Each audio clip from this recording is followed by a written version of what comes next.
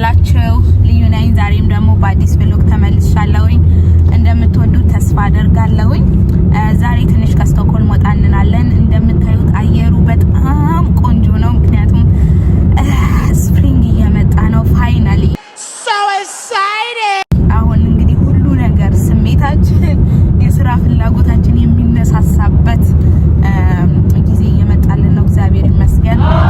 እንስሳቶቹ ሃይበርኔት እያደረግን ነበረ፣ አቅማችንን እየሰበሰብን ነበረ።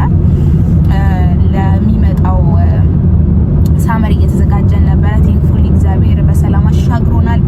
ዛሬ እንግዲህ በማይነስ አይደለም የመጣሁት፣ በ12 ዲግሪ ሴልሺየስ ነው። ዋው እና ትንሽ ሮድ ትሪፕ ልናደርግ ነው። ትንሽ ወጣ እንላለን ከስቶክሆልም ወደ 100 ስንት ኪሎ ሜትር ይሆናል? 150 እንደዛ አካባቢ ይሆናል። እና እዛ ሄደን ትንሽ ሁስቢል በእንግሊዘኛ ወይም በአማርኛ ምንድነው ይሄ ሁሉ ነገር ያለበት መኪና ማለት ነው። ቤት ያለበት መኪና፣ ማብሰያ፣ ሽንት ቤት ምናምን ያለበት መኪና፣ እሱንም ነው እናየው። እንግዲህ በስዊዲሽኛ ሁስቢል ይባላል። እዚህ ጋር አስቀምጥላችኋለሁ ሌላኛውን ማለት ነው። ከልጆች ጋር ነው ያው የምንወጣው እና አብራችሁን ሂዱ። እንደምትወዱት ከኛ ጋር አብራችሁ በፀሐዩ እንደምትደሰቱ ተስፋ እናደርጋለን። ሰላማችሁ በያላችሁበት ይብዛ። በህይወታችሁ እንደዚህ ፀሐይ ይብዛላችሁ፣ እንደዚህ ፀሐይ ይሁንላችሁ፣ ብርሃን ይሁንላችሁ። መራቆት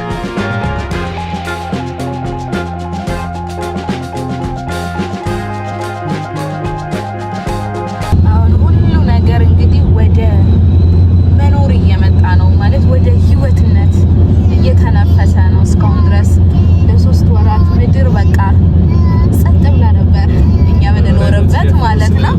በበረዶ ተሸፍኖ ስለነበረ ማለት ነው። አሁን ግን ዛፎቹ ራሱ ልምላሜ እያሳዩ ነው፣ እየለመለሙ ነው። እና ውስጣችንን ባይገርማችሁ እንደዚህ አይነት ስሜት ነው የሚሰማኝ። በተለይ አንተ ይሰማል እንደዚህ አይነት ስሜት? አዎ በጣም። በዚህ አጋጣሚ ሰብስክራይብ ማድረጋችሁ እንዳትረሱ። ሰምታችኋል። እና በጣም በቃ ዘፓስ 2 መንዝስ በጣም ብዙ ሰው የሚከብደው ወር ነው። ከነዛ ሰዎች ውስጥ እኔ አንዱ ነኝ። አይዞሽ በቃ ምን እናድርግ፣ በቃ ምንም ማድረግ አይቻልም። በጣም በቃ የጨለማ ጊዜና ይሄ ትራንዚሽን ጊዜ ስለሆነ ትንሽ ከብደኛል እኔ እና ስታጠኑ ስትሰሩ ምን ስትሉ ራሱ ኖቲስ ታረጉታላችሁ። ባይዘው ግን ማለት ነው። አሁን ግን እግዚአብሔር ይመስገን እየመጣ ስለሆነ ስፕሪንግ ሁሉ ነገር እየለመለመ ስለሆነ እኛም እንለመልማለን። ውስጣችን ብዙ ተስፋ እንደው ምን የማስበው አዲስ አመት መሆን ያለበት አሁን ነው ብዬ ነው የማስበው ማለት ነው። ስሜቱ ያለው እንደዛ አይነት ስሜት ነው። ይሄ ሪኒው መደረግ መታደስ እንደ አዲስ የመሆን ስሜት ነው የሚሰማኝ ሁሌ በዚህ ሲዘን ማለት ነው።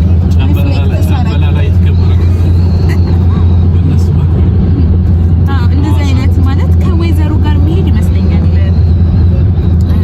እና አዲስ አመት አዲስ አይደለም ኒው ሲዝን እንደማለት ነው። የሆነ እንደ አዲስ የምንፍታታበት አይነት ነገር ነው እና እንደዛ ነበረ። ያው በዛ ውስጥ ሆኜ ለእናንተ የተለያዩ ኮንቴንቶችን ለመስራት ሞክሬያለሁ እና ከዚህ በኋላም ደግሞ በሰፊው እንገናኛለን ብዬ አስባለሁኝ። እንግዲህ ለጉዞ ስንነሳ እቅዳችን እዚህ ቦታ ሄዶ ካምፒንግ ቫኖችን፣ ካምፒንግ ካሮችን ማየት ነበረ።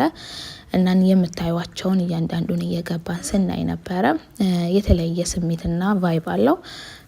እያንዳንዱን እየገባን ሌተስት ከተባለው ከምታዩት ጀምሮ አዳዲስ ሞዴሎች ማለት ነው። ከዛ ደግሞ አሮጌ የሚባሉትንም አንድ ባንድ አይተናል። ሁሉ ነገር ያላቸው ናቸው። እንደምታዩት ዘመናዊ ማብሰያ፣ ዘመናዊ ፍሪጅ፣ መታጠቢያ እንዲሁም ደግሞ ሽንት ቤት ያለው ነው። በጣም ቆንጆ ንጹህ አዲስ በጣም የሚያምር ነው። ከዛ ደግሞ እንደዚህ ደግሞ በድሮ ሞዴሎች ደግሞ የድሮ የሆኑ ደግሞ አሉ እንደምታዩዋቸው በእንጨት በመሰለ ነገር የተለበጡ ማለት ነው። ይሄም ሁሉ ነገር አለው። ግን እንደምታዩት የድሮ ሞዴል የድሮ አይነት ስታይል ነው ያለው። እና እነዚህን እንግዲህ መርጦ መሸመት ይቻላል። ግን በዚህ ቆይታችን 1-2 እንደዚህ ተከራይተን ብናየው በጣም ጥሩ ነው። ምክንያቱም በጣም ደስ የሚል ስሜት አለው። ሌላው ደግሞ ይህንን የምታዩት ተጎታች ነው። በማንኛውም መኪና ላይ ተቀጥሎ የሚጎተት ነው። ሌሎቹ ግን እንዳሳየዋችሁ ቅድም እዛው ውስጥ ሹፌር ሆናችሁ እዛው ነው መኝታው ምኑ ማለት ነው። ይሄ ግን የሚጎተት ነው። ከዛ ወተን አይተን እያንዳንዱን እረፍት አድርገን ከተማውን ለማየት እየዞርን ነው።